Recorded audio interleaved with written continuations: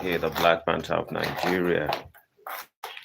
Uh, I woke up a bit late today, but I would still discuss on the subject I want to touch on. Let's see how we can go with it. And the subject I want to touch on is that everything that disturbs your peace is not trouble. Everything that disturbs your peace, or not all things that disturb your peace, are trouble. Maybe that's how I should rephrase it. Not all things that disturbs your peace trouble. Let me give people a few time to join me on live. Um, Initially today, I had a different thing I want to touch on, but I want my body to be fully awake before I really touch on the subject, um, which is about the idea of what do they call them? Of South African women ignoring their man and chasing after Nigerian men. It's a trending subject, and I felt I had to talk about it. Let me give out a few time. Good morning, everyone. Yeah. Oh. So one of the things I want to touch on is very simple. Not everything that disturbs your peace is troublesome. I hate sometimes being outside because I get distracted sometimes. So I'll try to wait for a while for people to join me live, and we can proceed on today's conversation. Hope we all had a great night. I woke up not quite long, and the moment I woke up, there was fried rice and this and that. And so immediately I brushed my teeth, I ate, I just came outside. I'm not fully awake, but I'm awake. Or I told my audience that I was going to be having a conversation on the South African ladies chasing after African men. And we spoke about a particular path yesterday. We spoke about a particular path yesterday. And this morning we're supposed to be looking why South African women are supposed to stay, or Western people, whatever culture you are, why you need to stay with your men rather than going after African men or Nigerian men.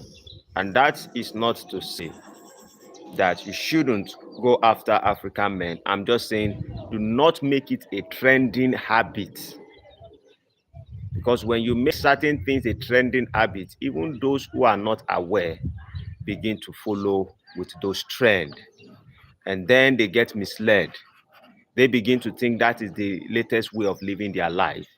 And before you know, everybody fall inside one pit. Oh. But before we dive into it, I would love to touch on two subjects. Early this morning, I was asleep around 4 a.m. My wife woke me up.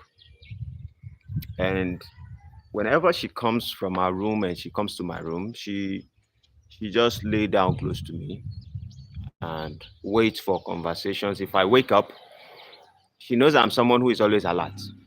If I'm sleeping, if you come into my compound, I know.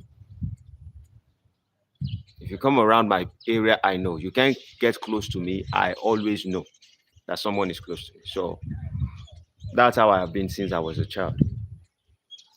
So she came, and when we woke up, we started discussing. I found it reluctant because I was in a deep sleep. I had a deep sleep today. And the moment I felt that she was there, I was like, no.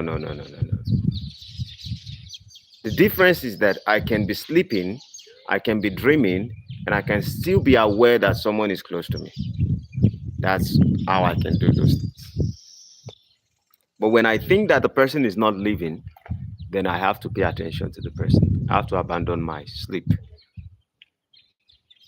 Sometimes it cost me a little bit of peace, a little bit of enjoyment. I'm on live.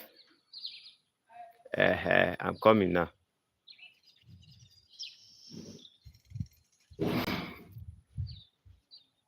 And so, when we woke up, we started having some discussion. And then she was asking me a few things about the perception of God. I think we scrolled on something on my phone, and then we saw somebody trying to give definition of God or something like that. And then she was asking what my perception on God. No, I don't. Andreko Dunlap. No, I don't. I don't listen to Gunshimani. What's Gunshimani about?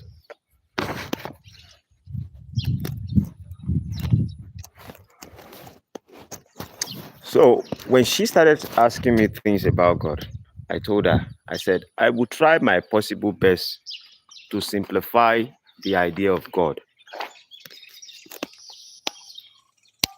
And I told her something. And I said, I allow people to go churches or to do whatever they have to do as people because I understand that they cannot comprehend a lot of stuff. And it is okay. We all cannot be conscious at the same level in life. And one of the things I told her is, in every religious area or religious way of seeing God, God is between you as an individual and God. And in every religious perspective of seeing life, everyone thinks it is about them and God. So people focus and they say, I have a journey, and the journey is between me and God. So that means there's a separation. Every religious people believe there's a separation between them and God. Vivek Viswa, good morning. And because it is between you and God, you most likely understand that there's something that also separates you from God. Rusty is not here this morning. Rusty might be asleep. But I said on the spiritual path, when you start your spiritual journey, the first thing you begin to do is to discover yourself. Then as time goes on, you begin to discover the idea of God. And one of the things you'll be able to quickly understand is that in the universe, everything is God itself. That means consciousness is just of different level. I say in the spiritual realm, you are God and God is you. And she says, how can someone say that they are God and God is them? I'm like, put it in this perspective. Let us look at the scripture itself, and the people give God all kinds of names. Why can't people come up with only one name and say that is the name of God? God spoke to Abraham, God spoke to Moses, he says, I am. Every single time God gives a definition according to the scripture, people find other definitions to it. People, they talk about God and then they find a different description of God. And every time they find descriptions for God, they can never be accurate because no description actually matters to God. You can never describe what God is. And she said, okay, I then ask, is there any religious perspective that can actually give us the exact understanding or the exact definition of what God is? Till date, Since the beginning of time, nobody can give a proper definition of who God is. And the answer is very simple. I then asked her, I said, who can give exactly the definition of a human soul?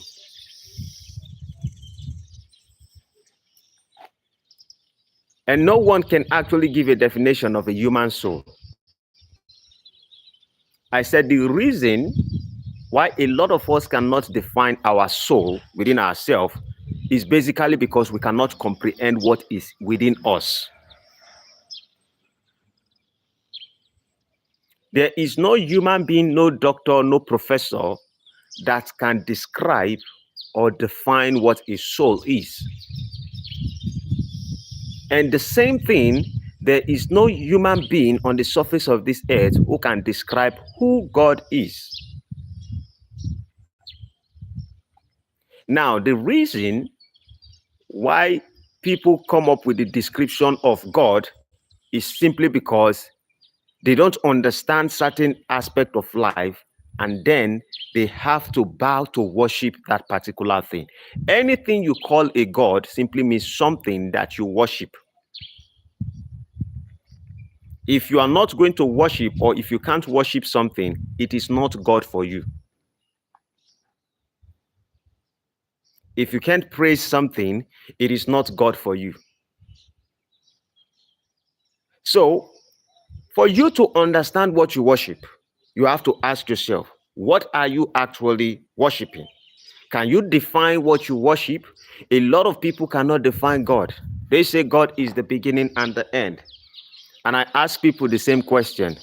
I say, did you know within yourself how you begin? And did you even know your end? My mind thinks that when I die is my end. You use physical death to experience. I'm not asking you a question. I say, do you know your source, your beginning, how you started to even accumulate the kind of flesh you have? Did you know everything about you, how you came? Most people cannot say it. Nobody can even tell you how they came to life, how they generate in life. So there is a beginning inside of everyone, and there's an end inside of everyone.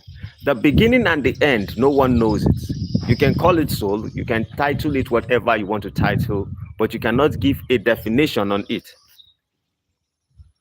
When you become spiritually inclined, one of the things you begin to realize is that everything you assume to be God is every single thing that you're capable of, but it is what you have not realized that you're capable of doing. The reason why you look outward is basically because you have not been able to look inward. But either you make decisions to look outward or you make a decision to look inward, you can get your understanding and you can navigate what you want in between both.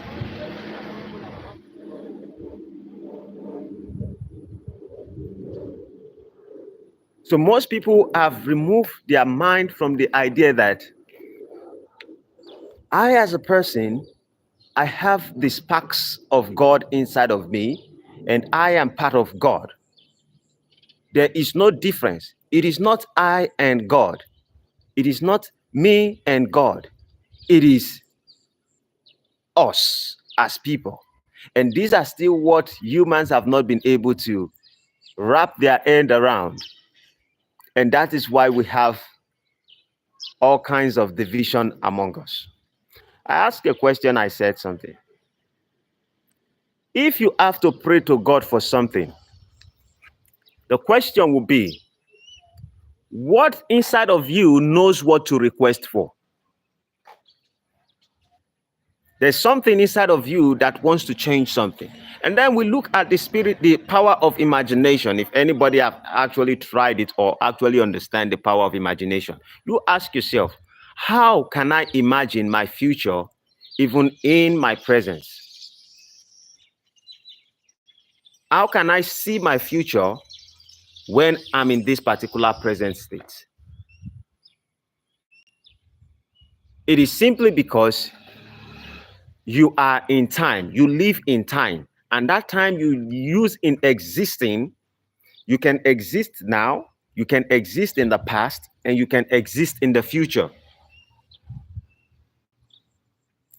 The only power that God itself had is the power of consciousness.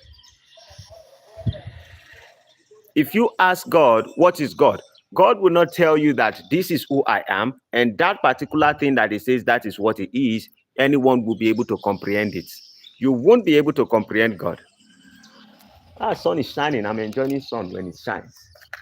It's been a while.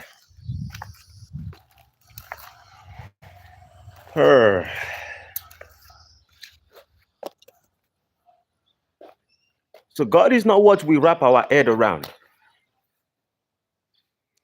God is consciousness. Only what understands the moment and what speaks to the future.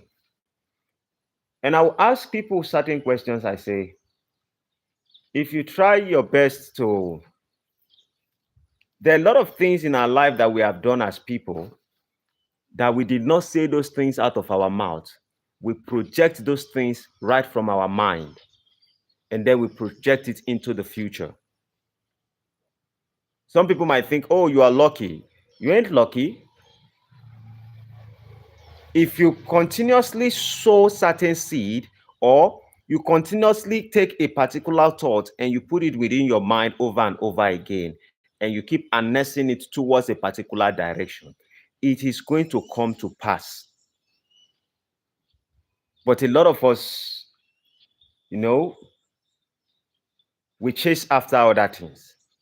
And my major point on all this particular stuff is like, it is okay for people not to understand what God is or to be able to define the idea of God. There's nothing wrong. If people cannot define God, I don't think that the intelligence of every person can actually explain God. In fact, I do not think that anyone can word out the definition of God with tongue. Your flesh cannot describe God. So I don't expect that whenever people talk about the idea of God or give a definition or give a concept of God, people should be able to understand it. People most times would understand it based off their state of mind and the level of their understanding. So when most religious people talk about God, all I see is that they talk about God like me and God, me and my faith, me and my and the divine. But when you become spiritually inclined, you realize that there's no separation between both of you. You both are one. And the person that is staying close to you or the humans you see, we are all like the sparks of God. Let's say that you wear a shiny cloth. Every single thing that sparks in that cloth are part of the cloth. So the same thing is applicable. Like we all have the sparks of God inside of us. And the sparks of God in everyone is unique. But you also need to understand that you are part of the divine. And the oxygen I breathe and the oxygen you breathe, we can't see it. The only thing we have done is that we most times use the third dimension of how we view things to give definition, because that is the only way whereby we can comprehend some things. And so we have instilled all this particular indoctrination into the minds of children, and it is difficult for children to understand who they are or to perform exploits with themselves, simply because we have minimized their knowledge through education. Why I call that indoctrination, because if education, the purpose of education was to liberate you. But if education does not liberate you and it holds you captive, then it is not education, then it is indoctrination. So you fit into a system, the system that we create. And I'm not saying it is negative. All the system we have created as human beings are negative.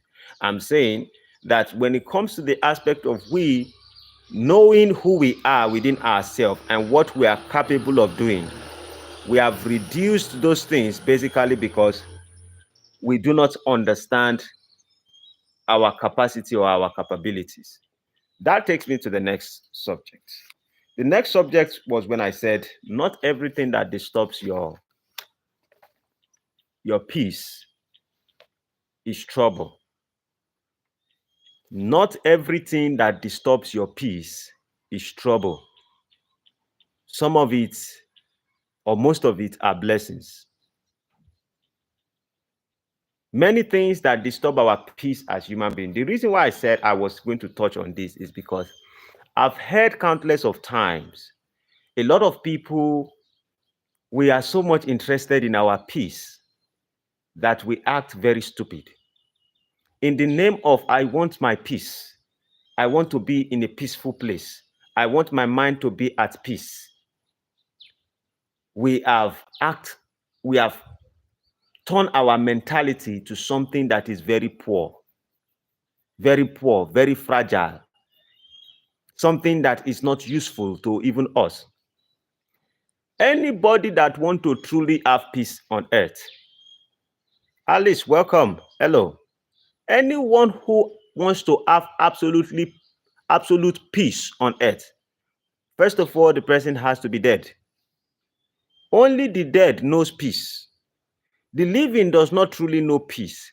But in our definition, we always try to hold on to the idea of peace. And there is something that I'm still diving into the second subject, which is about peace. Alice, good morning.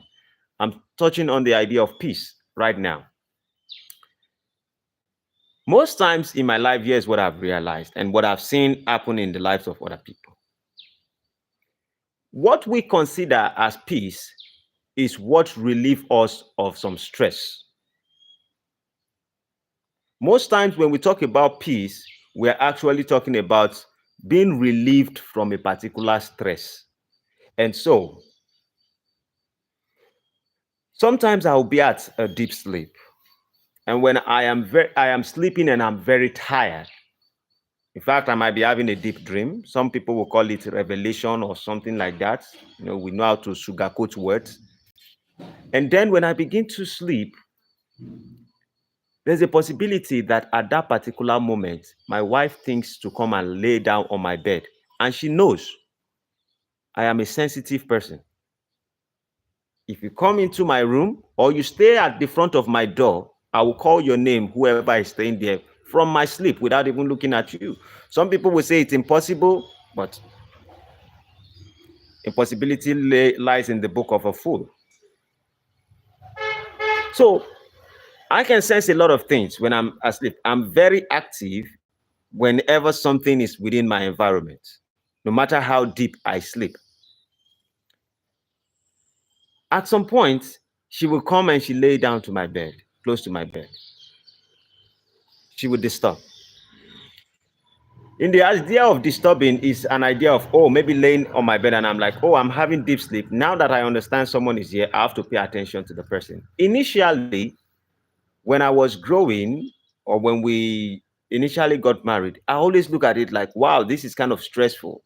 Why is it that whenever I'm sleeping, you are always disturbing my peace? That was a mini mindset I was using to look at it. Why are you disturbing my peace whenever I'm sleeping? As time goes on, when I begin to move into the spiritual journey of mine, I begin to realize that I was just being ungrateful. I was just being ungrateful. Because I could remember there was a time in my life for over 2 or 3 years, I wasn't even talking to anyone. Situations of my life were so bad. And I was like, I was being abandoned by every single person in life. And now I got to a particular position in my life that there's someone there to even disturb me whenever I was sleeping. And I look at it and I'm like, you are disturbing my peace. And trust me, in this life, some of us do not understand that we are praying some kind of prayers in our life. And I remembered vividly, before I experienced that time, that for almost 2 years in my life, I was unable to even talk to a lady. Nobody was coming to me. I was just alone completely. I remembered vividly that I was dating a lady at that particular time. That lady will come around me and, and then everything I was doing was complaining. I want my peace. I can't wait to break up with you. I can't wait for you to leave my life. I can't wait for you to get out of my life. That was my mentality. And I didn't know that for 1 year or 2 years, when I was saying this within myself and I was prophesying it and I was telling her that you are a problem in my life. I want peace, a peace whereby I can just be alone. I was appreciating my introverted spirits. And I was like, I dismiss you, please go out of my life. Sometimes we pray without knowing that we are praying. Most times our desires, our requests, our actions are also prayer, because some people think that their prayer is when they go to church and they begin to pray from morning till night. That's not prayer. In fact, the reason why a lot of people's prayer does not get accepted is basically because they ask God for something, but their actions contradict what they ask God for. They pray and they request for something, but the actions they portray to the world does not match up with their requests.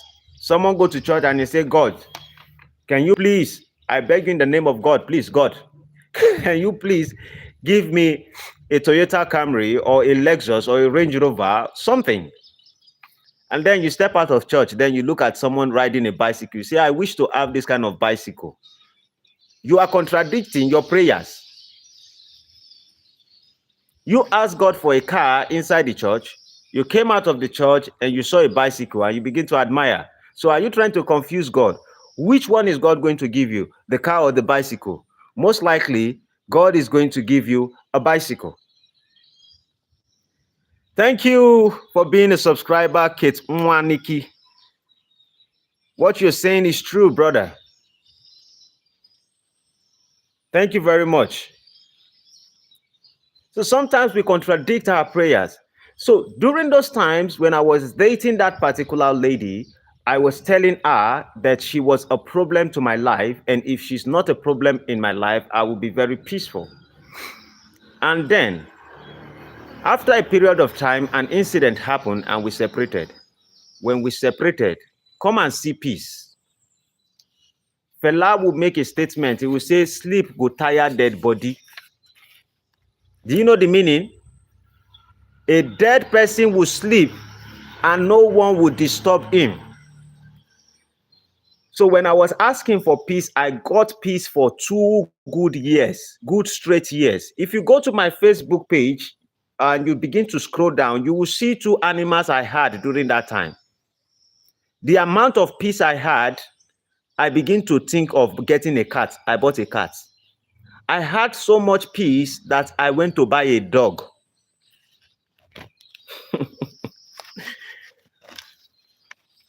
Excessive peace. And then it occurred to me at this particular stage of my life also, when I'm sleeping or I am relaxing and I get disturbed by either my friend, either my wife, either my children, I realize it is a blessing. I realize it is a blessing. And I begin to consider every single thing I experience. In fact, if it takes my peace away, it is a blessing.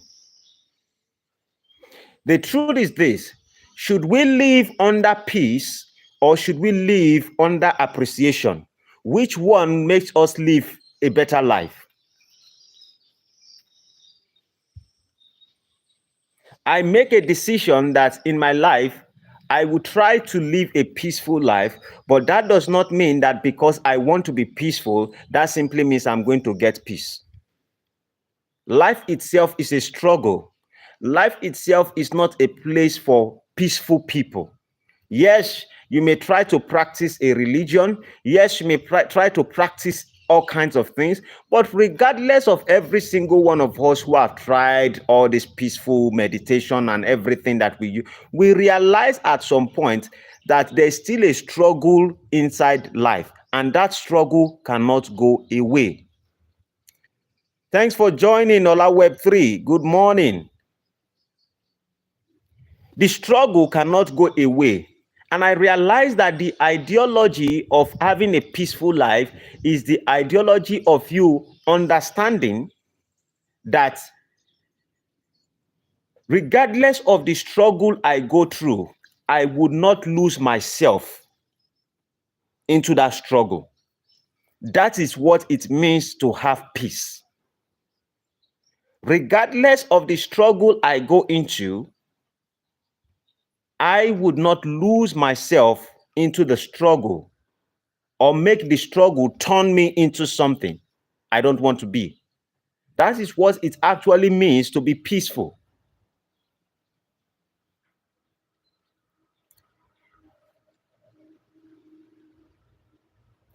And I realized that one of the ways a lot of men today have kind of disappointed their family, not knowing. Sometimes they don't know it. Most men today, when they are married, they assume that children that are still little are a problem to them. And because they are not built for something, they don't want to learn because that thing is disturbing their peace. In fact, they would say the noise of the children disturbs their peace. And then they begin to go out to seek for peace rather than staying with their children to enjoy the stress of the children. The stress, see, you can't enjoy stress, but what I mean is that they can disturb, but at the same time, if you appreciate the moment at which you live, in the time at which you are experiencing, and you know fully well that whatever you are experiencing would never be that way forever and ever. There is a time and season that comes that child is going to grow up. It is your best time for you to experience your moments with those children.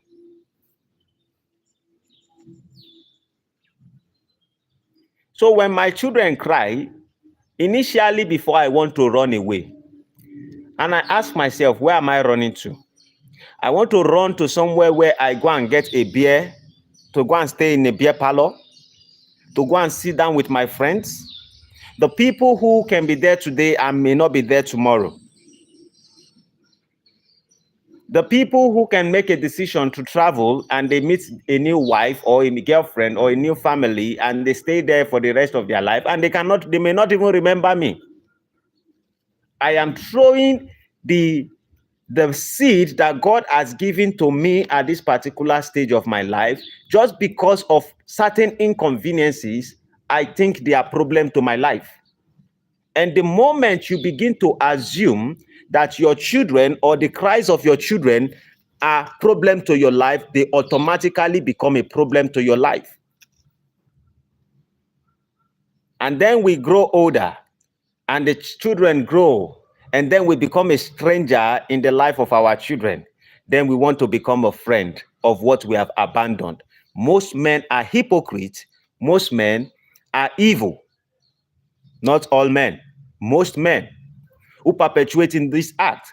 It is a mindset or a set mind of ignorance. It is a mindset or a set mind of ignorance. Some of us call it, oh, it's culture, oh, it's tradition. That's not part of our culture. Please, where does the culture of an African man, Nigeria specifically, says that we should abandon our children when they are little because we don't want the noise of the children? Or we can never be a father to assist. Most of us are modeling after the characteristics of our parents, and we call the characteristics of our parents our culture.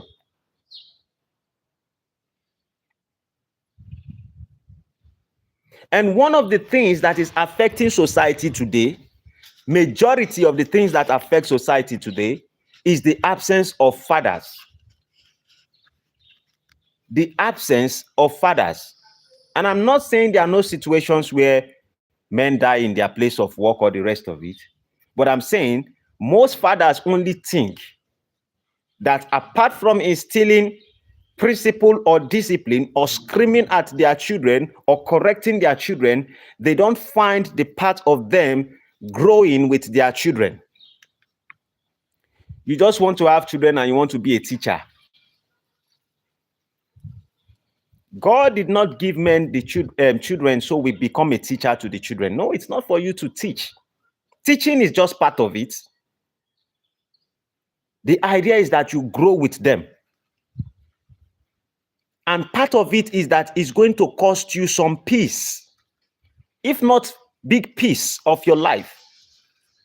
And what troubles you is what you have not actually accepted. When you accept something that, oh, by 12 p.m. or 12 a.m. or 2 a.m. or 3 a.m., my daughter or my son may rise up and start screaming.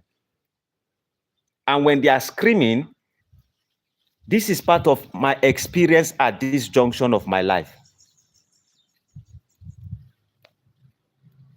And also, women in their own way should also understand that when a man desires you and he says, I like you, my wife, oh, this, the man is not disturbing your peace.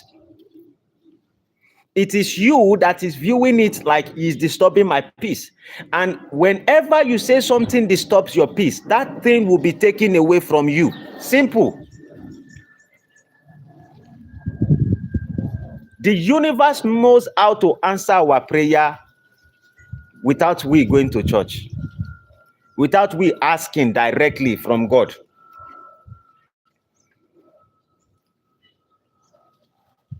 So let us understand why we live life. That peace is important, but also understand that whatever you create for yourself is part of your experience. Do not run away from your experience in life. Take them as part of your growth. Take them as part of your journey to life. And understand that whatever costs your peace, not everything that takes your peace from you is actually troublesome. Some of them are there to actually build you up. Because a lot of people do not even understand that when they think that they are peaceful, it's just because they are lazy. And sometimes these situations are happening so you become stronger. Do not take yourself for granted. Do not take the blessings that God has given to you. Do not take those blessings as problem. A lot of us knew how much we struggled to be able to get family, to be able to raise family. Most men knew how much it cost them to take their wife during the time of pregnancy to hospital, to take their wife to, to clinics and to do a lot of stuff, to make sure they have children, to make sure you can provide for your children. You understand all this, but you fail to recognize that regardless of all those struggles, there's an experience you need to have. And this is the reason why some men get bitter. Because you experience the struggle of how you were able to work to provide for the children, but you did not experience the growth of the children. In the growth of the children, it's also going to be troublesome, but that experience will last longer than the struggle you have to struggle to get money to take care of them in the first place. Only God knows if some people will be able to comprehend what I just said. Whatever you struggle to make money to get, most times you will forget those things if they tend to be objects. But whenever you struggle to take care of your family, you come back and you are tired. And when you come back and you're tired, you still experience those children. Not just saying that some people say, this small boy, he don't grow. The reason why most parents will say, most men will say that, see, this my baby has become a big boy right now, is because you are absent in the life of that child. That shouldn't be a surprise to you. That should tell you that you are a failure, that you have failed your responsibility that God has given to you. See, this my daughter that day, when she's small, she don't grow, nah. You are a failure. You failed your responsibility. Because if you were there and you are raising the child would not magically change.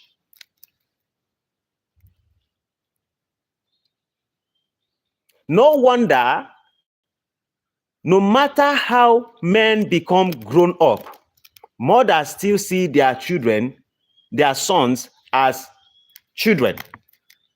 Why? Because they are always present in the life of those children.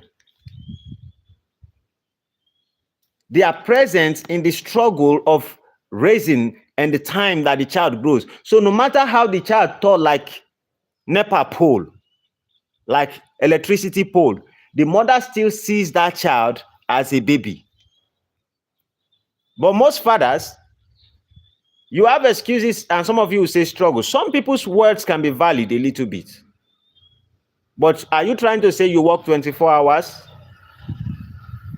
or 16 hours every day and you think you will still be alive? Some of us, part of the things we can use to relax ourselves is to enjoy ourselves with our struggle.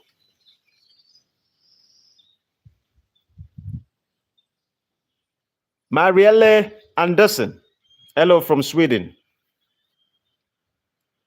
Sometimes the best enjoyment you can have is to enjoy that when you struggle and you make money, look at the purpose why you are struggling and celebrate with those things that you have been struggling for. Not for you to walk away and think that, oh, life is in a different scale right now. You will need to go and enjoy with your friends because those friends will go. And then you get exhausted. I'm from Nigeria.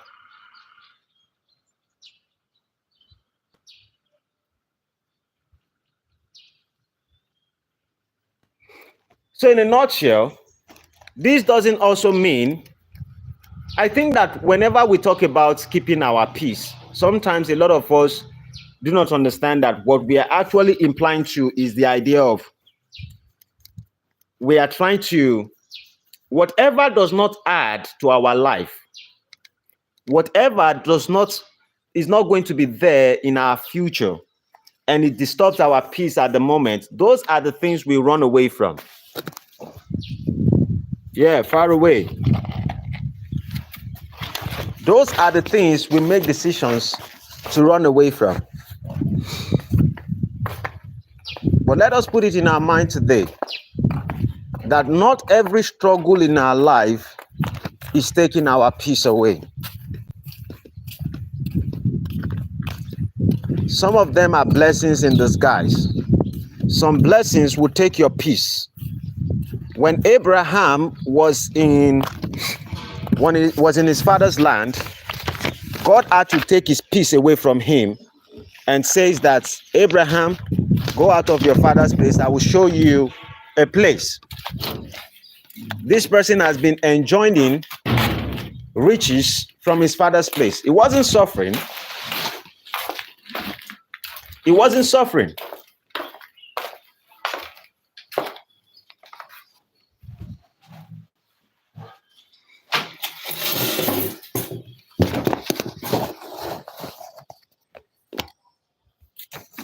So with that being said,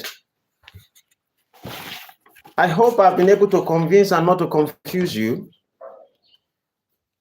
that as men, we need to understand that few things we do in our life might cost us our peace. And peace is only meant for the dead. Full peace is only meant for the dead. There's a concept behind peace. And if you fail your responsibility and understand that there are times at which you used to struggle or you need to struggle, and in that struggle, it might cost you your sleep. Your family might disturb you. All these things are happening at the moment. They would never be there forever. If we can understand this concept and we take those particular time that God has given us to understand that this is our responsibility and this is what we need to do with it,